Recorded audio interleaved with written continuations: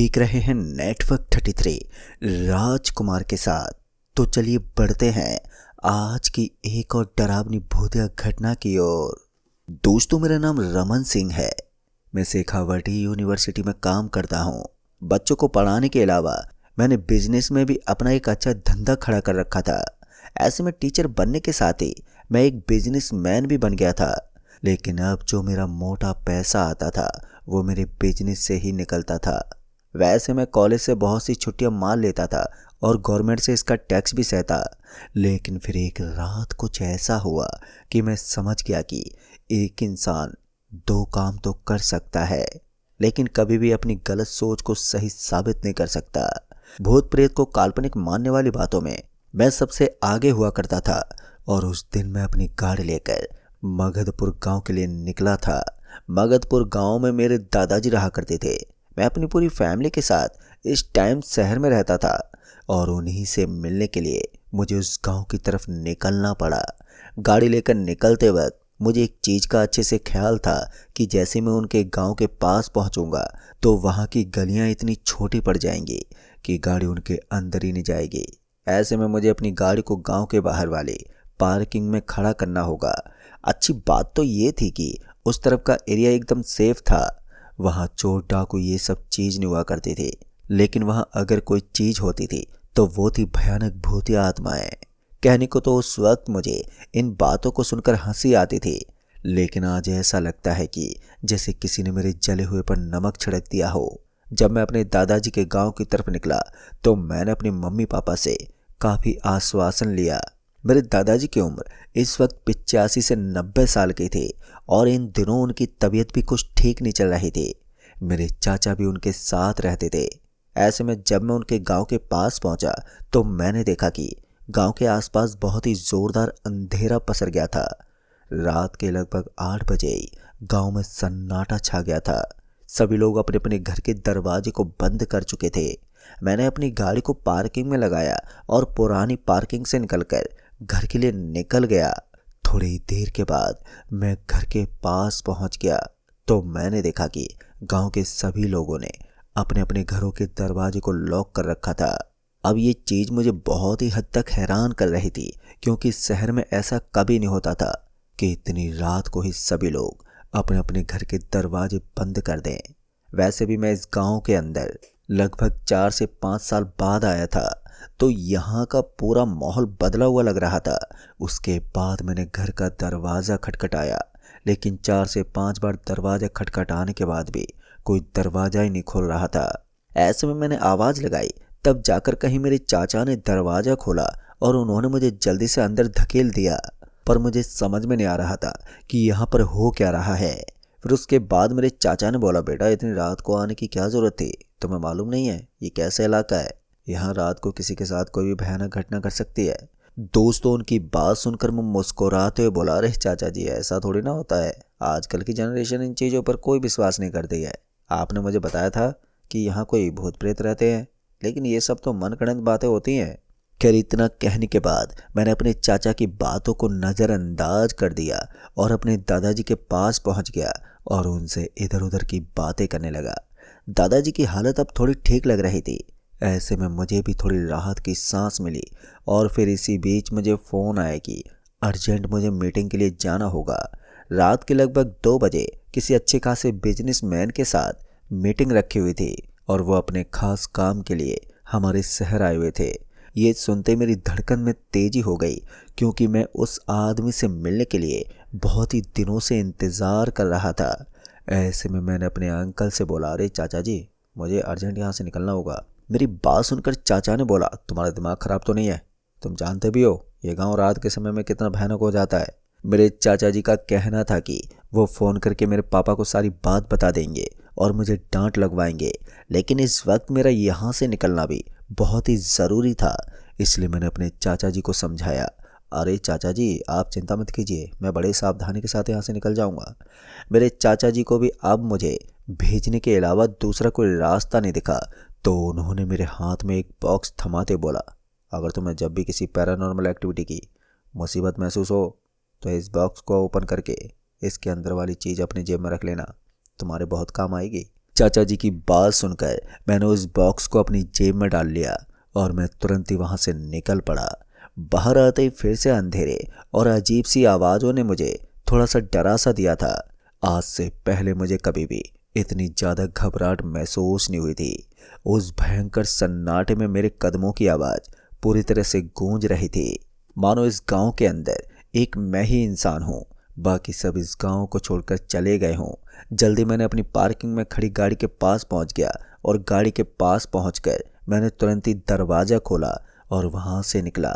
जैसे ही मैंने गाड़ी का टर्न लिया तो मैंने देखा कि बीच रास्ते में कोई खड़ा हुआ था और उसने अपने चेहरे को दूसरी साइड में कर रखा था। उसकी पीठ झुकी हुई थी। वो दिखने में थोड़ा अजीब लग रहा था। मैंने एक दो बार हॉर्न भी दिया लेकिन वो वहां से हटने को बिल्कुल भी तैयार ही नहीं था। ऐसे में मैंने गाड़ी की विंडो को गिराया और उस पर चीखते चिल्लाते बोला, अरे ओ पागल है क्या तू?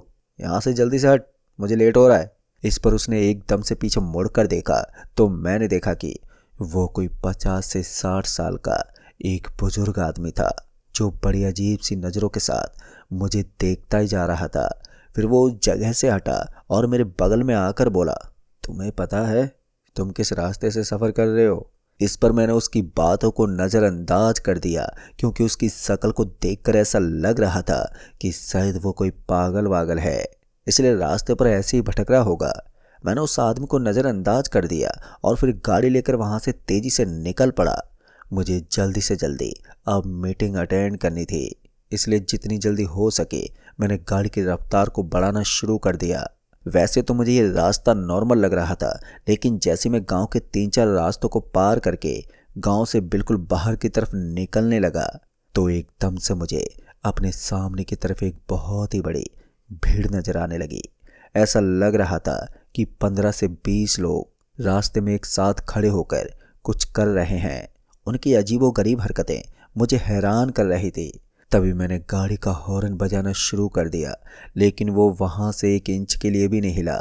मैंने थोड़ी देर तक वेट करने की कोशिश भी की, लेकिन अभी उन लोगों की तरफ से मुझे कोई रिस्पॉन्स देखने को ही नहीं मिला था। ऐसे में मुझे गुस्सा आ गया और मैंने अपनी गाड़ी का एक्सीलेटर ज़ोर से दबा दिया, मगर फिर भी उनके ऊपर इस चीज़ का कोई असर ही नहीं था। मेरा दिमाग गुस्से से भर गया था। ऐसे में मैं तुरंत ही अपनी जगह से उठा और दरवाज़ा खोलते हुए बाहर निकला। मैं उनके ऊपर चीखते और चिल्लाते इस तरह से आगे बढ़ रहा था मानो मैं उन सभी को एक बार में ही मार दूंगा। मगर मैं जैसे उनके बेहद करीब गया तो उसके बाद मेरे कदम खुद ही वापस पीछे की तरफ मुड़ने लगे, क्योंकि मैंने एक ऐसा दृश्य देख लिया था जिसको देखने के बाद हर कोई इंसान डर से थर थर कांप जाए। दरअसल मैंने देखा कि उन सभी के पैर पीछे की तरफ मुड़े हुए थे और जो बातें मेरे घर वालों ने मुझे बताई थी वो सब एकदम ठीक थी। मैं उन सभी के पैरों को देखकर अपनी मौत को देख पा रहा था।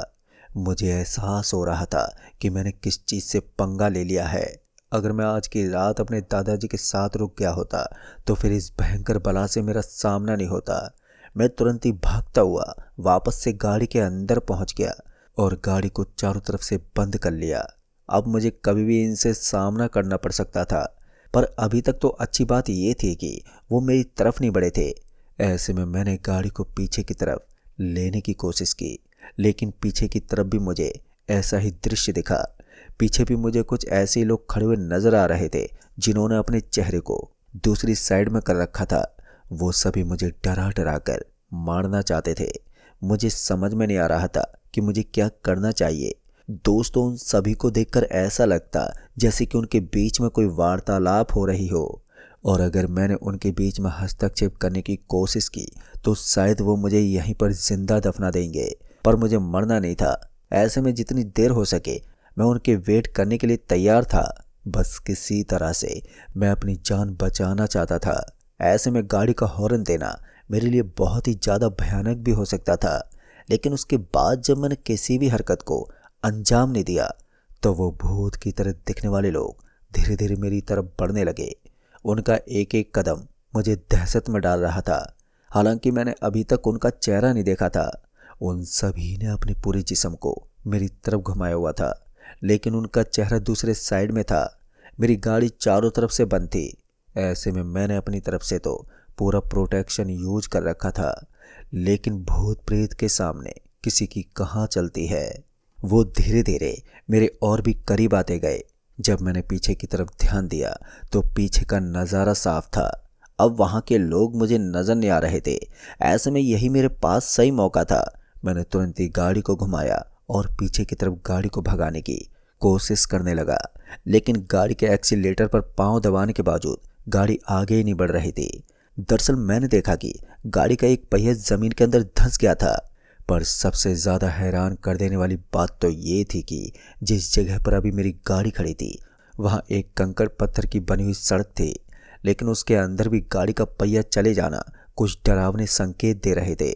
जब मुझे अपनी गाड़ी वहाँ से निकलती हुई नजर नहीं आई तो मुझे लगा कि अब तो मुझे यहाँ से सड़क पर दौड़कर ही निकलना होगा, और अगर मैं यहाँ से भागकर नहीं निकला तो फिर मेरी जान भी जा सकती थी। मुश्किल से ही सही, लेकिन मुझे किसी भी कीमत पर यहाँ से भागकर तो निकलना ही पड़ता।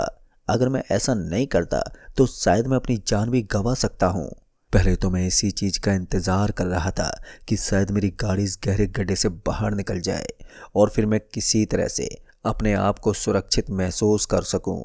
लेकिन गाड़ी वहाँ से बाहर निकलने का नाम ही नहीं ले रही थी, और जैसे जैसे गाड़ी एक्सीलेटर दबाने के बावजूद जोर जोर से आवाज़ कर रही थी तो वैसे वैसे मेरा पूरा बदन ठंडा पड़ता जा रहा था, क्योंकि वो अजीब तरह से दिखने वाले लोग मेरे बहुत ही पास पहुंच गए थे। जैसे जैसे वो मेरे पास पहुंच रहे थे तो वैसे मेरी सांसें और भी ज़्यादा बढ़ रही थी। तभी उनमें से कुछ लोगों ने अपनी गर्दन को सामने की तरफ घुमा लिया, पर इस बार जैसे मैंने उनकी घूमती हुई गर्दन को देखा तो मुझे पूरी तरह से यकीन हो गया कि ये लोग कोई चोर डाकू नहीं बल्कि भूतों की बस्ती की कुछ निवासी हैं जो अब मेरे ऊपर पूरी तरह से हावी हो चुके हैं, और अगर इनसे मुझे बचकर निकलना है तो किसी भी कीमत पर यहाँ से भागना होगा, क्योंकि इस वक्त मेरी गाड़ी का निकल पाना लगभग नामुमकिन हो गया था। ऐसे में मुझे मेरी लंबी दौड़ ही मुझे इस भयानक खतरे से बचा सकती थी। उसके बाद पहले तो मैंने बाहर की तरफ देखा तो वहाँ आसपास में मुझे कोई भी दिखाई नहीं दिया। ऐसे में सही मौका देखकर मैंने तुरंत ही गाड़ी का दरवाज़ा खोला और गाड़ी को लॉक करके तेज़ी से भागने लगा। ऐसी हालत में मेरी गाड़ी भी सेफ हो गई थी और मैं भी किसी तरह से उस रोड से थोड़ी दूर भाग गया।